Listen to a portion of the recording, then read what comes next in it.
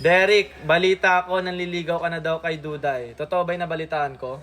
Nag-first move lang ako kuya, kaso ayaw niya talaga pumayag eh. Ha? Paano ayaw niya pumayag? Ay, alam ko na kung bakit. Dahil ba kay, kay Nika, kaya ayaw kayang... Oo kuya, babae daw talaga yung gusto niya kasi tsaka tingin niya lang daw sa akin, tropa lang daw talaga. Tropa? Ano yun na friendzone ka? Ganyan ka pogi, pe friendzone? Tingin mo nga, tingnan mo. Tingin. Ganyan ka pogi, pe friendzone, oh. Ang gwapo nga. Di ba?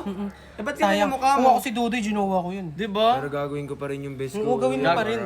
Eto nga, kasi nga syempre gusto ko kasi kayong dalawa ni Duday magkatuluyan talaga kayo. Kasi syempre ang dami rin kasi nagpupush sa inyong dalawa.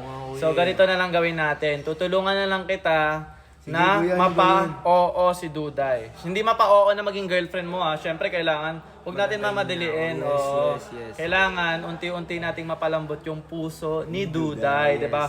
Para at least hiwalayan niya na or tigilan niya na si Nika. Ayan. Kaya guys, kung kayo, nanonood kayo dito, tulungan nyo nyo kami na mapalambot yung puso ni Duday para matigilan niya na si Nika.